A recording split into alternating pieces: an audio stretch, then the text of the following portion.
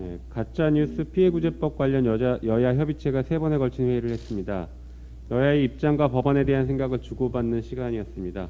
가짜뉴스와 포털이 결합하면 가짜뉴스는 피해자에게 회복할 수 없는 수준의 피해를 가져올 수도 있습니다. 변화된 언론 환경에 맞는 피해구제 방안을 마련하겠습니다. 특히 야당도 반대를 위한 반대가 아닌 실효적인 대안을 마련해 협의에 임해야 할 것입니다. 윤석열 검찰에 의한 고발 사주 선거 공작 의혹이 점입 가경입니다. 현재 모든 여론조사에 의하면 여야 불문 신속한 수사와 국정조사 등을 원하고 있습니다. 신속하게 진상을 밝히라는 국민적 요구가 커지고 있는 것입니다.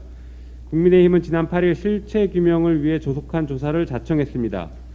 그러나 정작 공수처의 압수수색에 대해서는 국민의힘 소속 의원 28명이 몸으로 막았었습니다.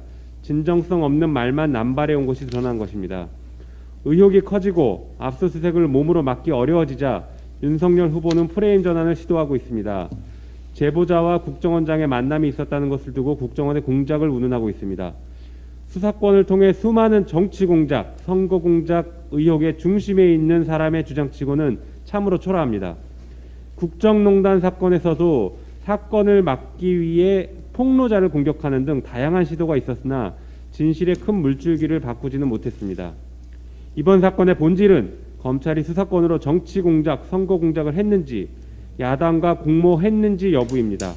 비단 이 사건뿐만이 아닙니다. 지난 21대 총선을 앞두고 발생한 채널A 검언 유착 사건, 울산시장 선거 사건 기소를 통한 선거 개입 의혹도 빙산의 일각에 불과할 것입니다. 총선 직후 여당을 공격하기 위해 라인펀드 김봉현에게 여권 인사를 허위 진술하게 만들었었던 사건, 월성원전에 대해 국민의힘이 고발하자 윤석열의 최측근에게 배당한 후에 즉시 수사에 착수해 기소한 사건, 김학의 출국 금지를 정권의 비위로 몰아가려고 했던 수사 등에서 이미 정치 공작의 악취가 진동하고 있습니다. 이 모든 사건의 중심에 윤석열이 존재하고 윤석열 측근들에게 배당해 사건을 정치 이슈로 삼는 수법이 동일합니다. 게다가 야당이 직접 고발하거나 야당 의원이 수사 자료를 입수해 폭로하는 패턴도 반복적입니다. 이번 고발 사주 의혹 사건은 정치검찰과 검찰 정당인 국민의힘이 지속적으로 거래해온 사건 중 하나일 것이라는 의심이 증거와 증언으로 확인되어 가고 있는 사건입니다. 국민의힘은 늘 그래왔듯이 이 사건을 윤석열 후보 개인의 문제로 축소 은폐하려고 할 것입니다.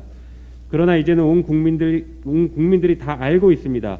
손준성 검사에서 김웅 의원을 거쳐 정점식 의원에게 전달된 고발장이 국민의힘 이름으로 정식 접수되었고 윤석열 총장이 직접 기소를 지시해 기소까지 이른 악의 순환고리를 이제는 부인할 수 없습니다.